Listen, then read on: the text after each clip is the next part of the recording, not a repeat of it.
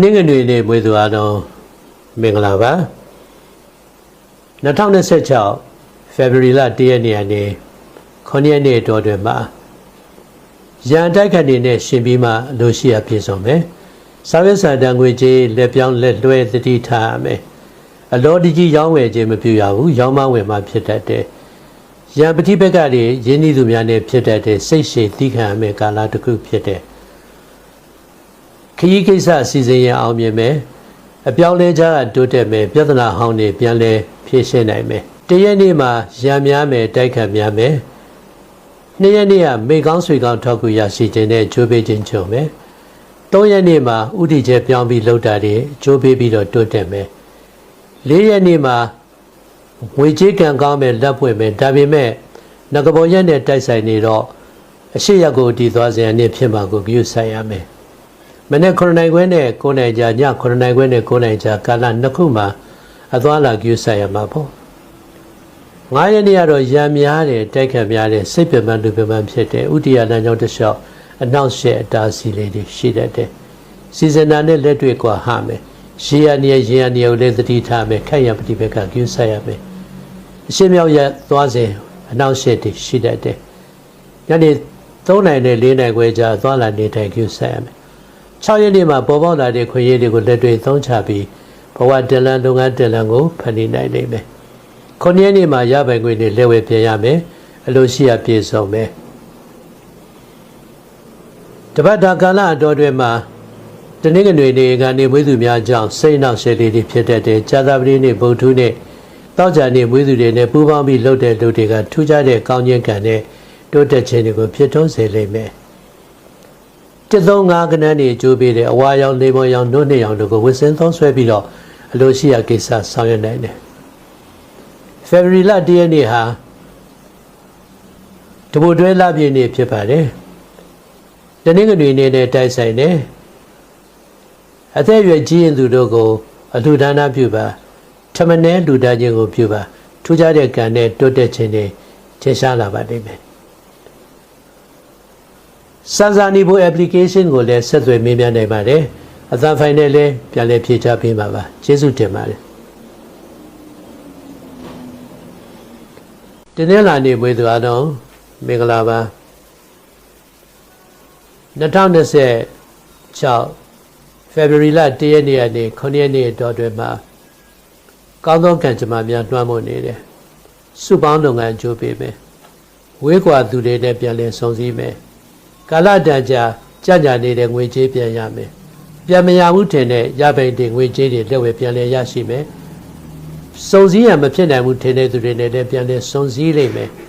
ပေါ်ပေါက်လာတဲ့ခွင့်ရခြင်းတွေတို့ကိုသုံးချပြီးတော့ဘဝတိုးတက်မှုကိုဖန်တီးရယူနိုင်တယ်တရက်နေ့ကအရာရာဆင်ပြေသောကံနဲ့တိုးတက်တဲ့ကံနဲ့လွှမ်းမိုးတယ်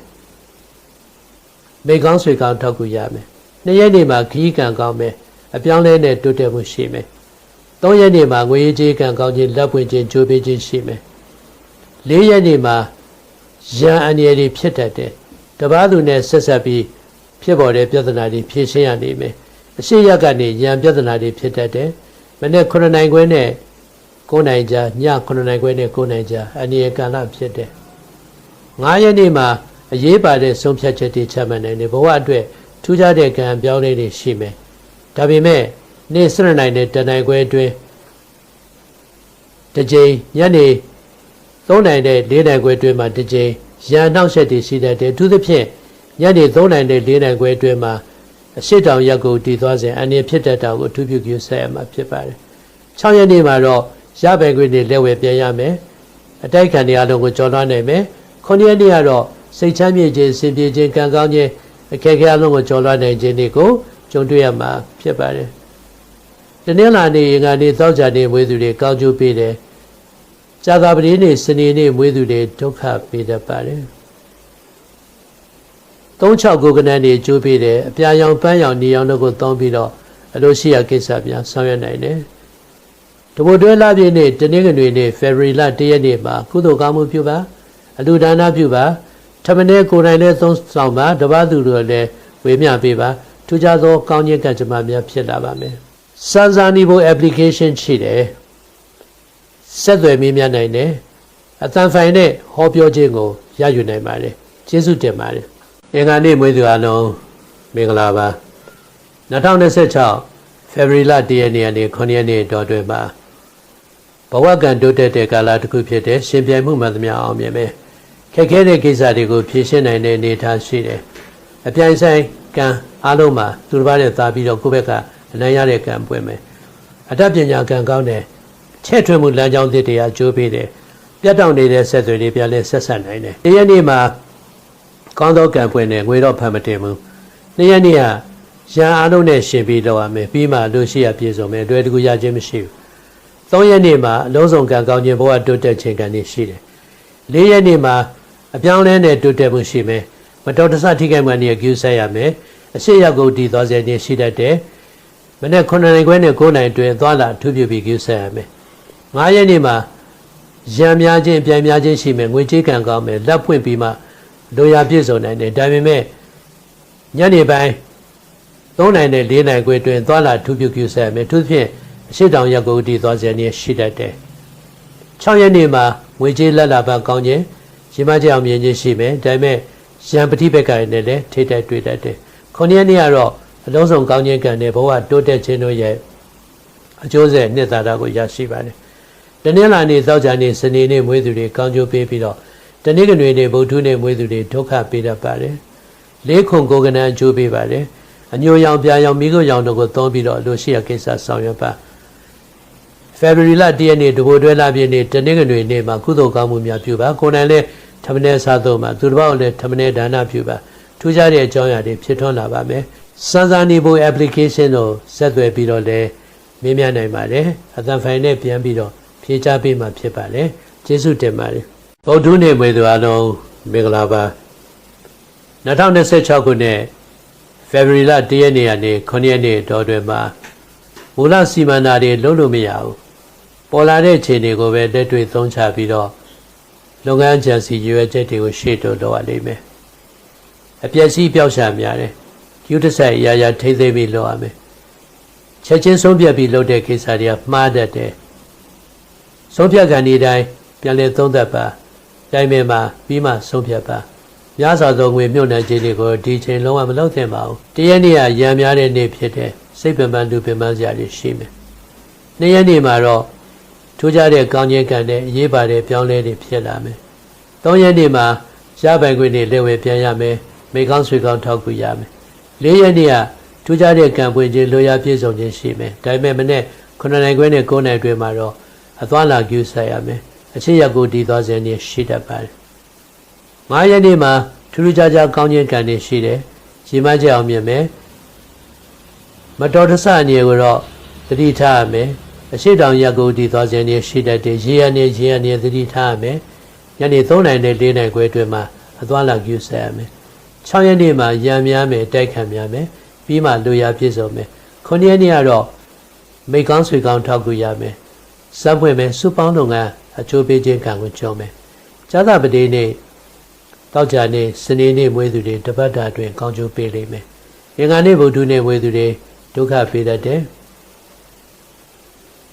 36ကိုယ်ကနန်းနေ့ကျိုးပေးတယ်အနီရောင်ခြေသွေးရောင်ပန်းရောင်တို့ကိုသုံးပြုပြီးတော့လိုရာကိစ္စဆောင်ရွက်ပါလပြည့်နေ့ကြာရောက်တဲ့ February 1ရက်နေ့တဝတွဲလပြည့်နေ့မှာကုသိုလ်ကောင်းမှုပြုပါထမင်းနဲ့ကိုယ်တိုင်နဲ့စားသုံးမှာဝိဉ္ဇဉ်ကိုလည်းလှူဒန်းမှာထူးခြားသောအကြောင်းအရာတွေဖြစ်ထွန်းကံကောင်းခြင်းတွေရရှိလာပါမယ်စမ်းစာနေဖို့ application မှာမေးမြန်းလိုသူများဆက်သွယ်မေးမြန်းနိုင်ပါတယ်အသံဖိုင်နဲ့ပြန်လဲဖြေချပေးမှဖြစ်ပါတယ်ကျေးဇူးတင်ပါတယ်သာသပတိနေ့မွေးသူအားလုံးမင်္ဂလာပါ2026 ဖေဖော်ဝါရီလ1ရက်နေ့ကနေ9ရက်နေ့အတွင်းမှာပြောင်းလဲမှုနဲ့တိုးတက်မှုရှိမယ်လူမျိုးကွဲအကျိုးပေးမယ်မိကောင်းဆွေကောင်းထောက်ကူရမယ်ဥတီကျဲတဲ့နဲ့လောကချင်းကျိုးပေးမယ်ခက်ခဲတဲ့ကိစ္စတွေပြေလည်အောင်ဖြေရှင်းနိုင်မယ်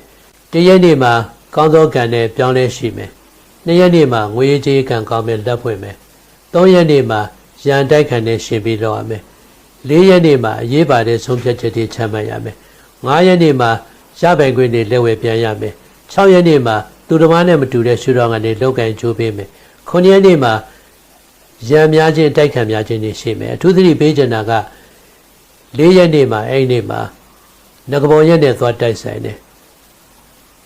အရှိရက်ကိုဒီသွားစဉ်နေ့ရှိတတ်တယ်မနေ့9နိုင်ခွဲနဲ့9နိုင်အတွင်းသွားလာကြည့်ဆိုင်ရမယ်9ရက်နေ့မှာမဟာရချမ်းနဲ့သွားတိုက်ဆိုင်တယ်အဲ့ဒီနေ့မှာရေရနေကြည့်ဆိုင်ရမယ်အရှိတောင်ရက်ကိုဒီသွားစဉ်ဖြစ်တတ်တယ်ညနေ3နိုင်နဲ့4နိုင်ခွဲအတွင်းမှာအသွားလာနေထိုင်အထူးပြုကြည့်ဆိုင်ရမှာဖြစ်ပါတယ်ဒီကလအတော်တွင်မှာဇာတာပတိနေ့ဗုဒ္ဓနေ့စနေနေ့မွေးသူတွေကောင်းကျိုးပေးတယ်တနေ့ကတွေတင်းလာမွေးသူတွေဒုက္ခပေးတတ်တယ်နှစ်ခုကိုကနန်းတွေကျိုးပေးတယ်အစိမ်းရောင်ဖြူရောင်မိခိုးရောင်တွေကိုသုံးပြီးတော့အလိုရှိရာကိစ္စတွေကိုဆောင်ရွက်နိုင်ပါတယ်တဘွတ်တွဲလပြည့်နေ့ဖေဖော်ဝါရီလ1ရက်နေ့မှာကုသိုလ်ကောင်းမှုပြုပါထမင်းစားသုံးခြင်းလှူဒါန်းခြင်းပြုပါထူးခြားတဲ့အကျိုးဆက်ရတာပါမယ်စံစာနေဖို့ application မှာမေးမြန်းလို့သူများဆက်သွယ်မေးမြန်းနိုင်ပါတယ်အသံဖိုင်နဲ့ပြန်လဲဖြေကြားပေးမှာဖြစ်ပါတယ်ကျေးဇူးတင်ပါတယ်တောက်ကြနေမွေးသူအလုံးမင်္ဂလာပါ2026 ဖေဖော်ဝါရီလ1ရက်နေ့ကနေ9ရက်နေ့အတွင်းဘဝတစ်ခုလုံးအတွက်ရေးပါတဲ့လမ်းကြောင်းသစ်တွေဆုံးဖြတ်မှုတွေအလိုတယောက်ပေါ်ပေါက်လာတဲ့အခြေအနေတွေကိုကိုကအသုံးချပြီးတော့ထူးခြားတဲ့ကံတက်လန်းတွေကိုဖန်တီးနိုင်တဲ့အနေအထားရှိတယ်ဆုံးဖြတ်ချက်မှန်မယ်လမ်းကြောင်းမှန်ပေါ်မှာရောက်မယ်အခက်အခဲဖြေရှင်းနိုင်မယ်အတိုက်ခံတဲ့ထိတ်တိုက်တွေ့ပြီးအောင်မြင်မယ်အပြောင်းလဲတဲ့တိုးတက်မှုရှိမယ်စိတ်ကူးသစ်တွေလက်တွေ့ကောင်းထဲပေါ်နိုင်တယ်စမ်းပွင့်မယ်ငွေကြေးလက်ကောင်းမယ်တရက်နေ့ကတော့ရာရောင်ကောင်းခြင်းကံနဲ့တိုးတက်ခြင်းတွေစတင်ဖြစ်တည်တယ်2ရက်နေ့မှာရပိုင်ခွင့်တွေလက်ဝဲပြရမယ်အရာဝင်းနဲ့ဆက်ဆက်ပြီးလုပ်တဲ့လုပ်ကြိုးပေးမယ်3ရက်နေ့ကြံစီသမျှအောင်မြင်မယ်ခက်ခဲလုံးကိုကြော်လွှားပြီးဘဝတိုးတက်မယ်4ရက်နေ့မှာအပြိုင်ဆိုင်ကြားမှာတိုးတက်မယ်ငွေကုန်ကြေးချများမယ်5ရက်နေ့မှာသူများပြဿနာကိုလိုက်ဖြေရှင်းပေးနေရမယ်အခက်အခဲတွေတစ်မျိုးပြီးတစ်မျိုးကြုံမယ်ရံပတိဘက်ကကြုံတတ်တယ်6ရက်နေ့စမ်းပွင့်မယ်လိုရာပြည့်စုံမယ်မိကောင်းဆွေကောင်းထောက်ကူရမယ်9ရက်နေ့မှာဥတီချက်ပြောင်းပြီးလုပ်တဲ့ကိစ္စအောင်မြင်ပြီးဘဝတိုးတက်ခြင်းတွေကိုရရှိသွားမယ်ဒီကာလအတွင်း4ရက်နေ့ကငကဘောရက်နဲ့တိုက်ဆိုင်နေနေဖြစ်တယ်အရှိရက်ကိုတည်သွားခြင်းရှိတတ်တယ်မနေ့9နိုင်ခွဲနဲ့9နိုင်တွင်သွားလာနေထိုင်ကြည့်ဆက်ရမယ်9ရက်နေ့မဟာရကျမ်းရေရန်နေသတိထားခိုက်ရမဖြစ်အောင်နေပြဿနာဖြစ်ကြီးတတ်တယ်အရှိတောင်ရက်ကိုတည်သွားခြင်းရှိတတ်တယ်ညနေ3နိုင်နဲ့4နိုင်ခွဲတွင်သွားလာနေထိုင်ထူးပြုကြည့်ဆက်ရမှာဖြစ်တယ်တပတ်တာကာလအတွင်းမှာတနင်္လာရင်ကဗုဒ္ဓမွေးသူတွေကောင်းကျိုးပေးပြီးတော့တနင်္ဂနွေစနေဒုက္ခပေးတတ်တဲ့ကိုအဝါလေးမရွှေရောင်တို့ကိုသုံးပါ1 5ကိုကနန်းနဲ့3ပေးပါအထူးပြုဆောင်ရွက်နိုင်တာကတော့လပြည့်နေ့နဲ့တိုက်ဆိုင်တဲ့တဘွတ်တွဲလပြည့်နေ့တနင်္ဂနွေနေ့ဖေဖော်ဝါရီလ1ရက်နေ့မှာကုသိုလ်ကောင်းမှုပြုပါထမင်းနဲ့သုံးဆောင်ခြင်းလှူဒါန်းခြင်းပြုပါထူးခြားတဲ့ကံပေါ်ပေါက်ပါမယ်စံစာနေဖို့ application မှာမေးမြန်းလို့သူများဆက်သွယ်မေးမြန်းနိုင်ပါတယ်အသံဖိုင်နဲ့ပြန်လဲဖြေကြားပေးမှာဖြစ်ပါတယ်ကျေးဇူးတင်ပါတယ်စနေနေ့မွေးသူအလုံးမင်္ဂလာပါ2026ခုနှစ်ဖေဖော်ဝါရီလ1ရက်နေ့ကနေ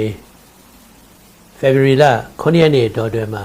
ဥတီယာလမ်းကြောင်းတစ်လျှောက်နှောင့်ယှက်တွေရှိတယ်စိတ်ပင်ပန်းလူပင်ပန်းဖြစ်မယ်ပြီးမှအလိုရှိရာအောင်မြင်ခြင်းစင်ပြေခြင်းကိုရရှိနိုင်တယ်ချက်ချင်းဆုံးဖြတ်ပြီးတော့ရှေ့တိုးလုပ်ကံခြင်းတို့ရဲ့အကျိုးပေးမှုကိုရမယ်ဥစွာဆောင်ရွက်တဲ့ကိစ္စတွေမှန်သမျှအတိုက်ခံတဲ့ထိတ်တိုက်တွေ့ပြီးမှစင်ပြေမယ်ဇွဲကြည့်ရမယ်ခက်လိုက်ရင်နောက်မဆုံးနဲ့ဘလောက်ခက်ခဲရှေ့တိုးလို့ဒီကာလအတွင်းကကိုယ့်ရဲ့အောင်မြင်မှုရဲ့အသက်သာတာတွေကိုဝင်းချင်မှာပြည့်နဲ့ဖြစ်တည်နေတယ်ကိုယ်ပိုင်ရည်တည်ခြင်းနဲ့ဘဝတိုးတက်မှုကိုဖန်တီးနိုင်တဲ့ကာလတစ်ခုဖြစ်တယ်အခက်အခဲအလုံးကိုကျော်လွှားနိုင်တယ်ဒီနေ့မှာထူးခြားတဲ့ကံပြောင်းလဲတဲ့တိုးတက်မှုကိုဖန်တီးမယ်အပြိုင်ဆိုင်ကြားမှာတိုးတက်မယ်2ရက်နေ့မှာရန်အလုံးကိုကျော်ပြီးတော့အလိုရှိရာပြည့်စုံခြင်းဘဝတိုးတက်ခြင်းတွေကိုရနိုင်တယ်3ရက်နေ့မှာအခက်အခဲအလုံးကိုကျော်မယ်မိကောင်းဆွေကောင်းထောက်ကူရမယ်ဘဝတိုးတက်မယ်4ရက်နေ့မှာရန်နဲ့ရှင်ပြီးလုပ်ပြီးမှအဆင်ပြေမယ်အဲဒီ4ရက်နေ့မှာအသွားလန်နေထိုင်ကြည့်ဆိုင်ရမယ်အဲဒီနေ့မှာဥတီလိုက်တဲ့နေရာအရှိရက်ကိုတည်သွားစေနေရှိတဲ့မနေ့9နိုင်ခွဲနဲ့9နိုင်တွင်သတိထားငကဘောရဲ့9ရက်နေ့ကမဟာရေချမ်းနဲ့တိုက်တဲ့မတော်တဆအနေတွေဖြစ်တဲ့ရေရန်တွေကြည့်ဆိုင်ရမယ်အဲဒီနေ့မှာအရှိတောင်ရက်ကိုတည်သွားစေနေရှိတဲ့အချိန်ကာလအဖြစ်ညနေ3နိုင်နဲ့4နိုင်ခွဲတွင်သွားလာကြည့်ဆိုင်ရမယ် 6ရက်နေ့မှာတော့ရာပြန်လည်ဆင်ပြေခြင်းတိုးတက်ခြင်းတည်ငြိမ်ခြင်းတွေရှိလာတယ်9ရက်နေ့မှာအရက်ဝင်းနဲ့ဆက်ဆက်တဲ့ကိစ္စတွေကနေထူးခြားသောကောင်းခြင်းကံနဲ့အလိုဆန္ဒပြည့်စုံခြင်းဘဝတိုးတက်ခြင်းတို့ကိုအထင်ရှားရရှိမှာဖြစ်ပါတယ်ဒီကာလအတွင်းမှာဇာတာပတိနေ့ဗုဒ္ဓနေ့အင်္ဂါနေ့မွေးသူတွေကောင်းကျိုးပေးမယ်တနင်္လာနေ့သောကြာနေ့မွေးသူများဒုက္ခပေးတတ်တယ်3-6ကိုကနန်နေ့ကျိုးပေးတယ်အနီရောင်ကျက်သွေးရောင်နှုတ်နှစ်ရောင်တို့ကိုဝစ်စင်သုံးဆွဲပြီးတော့အလိုရှိရာကိစ္စတွေဆောင်ရွက်နိုင်ပါတယ်လပြည့်နေ့နဲ့တနင်္ဂနွေနေ့နဲ့တိုက်ဆိုင်တဲ့ဒုဝတွဲလပြည့်နေ့ဖေဖော်ဝါရီလ1ရက်နေ့မှာကုသိုလ်ကောင်းမှုပြုပါ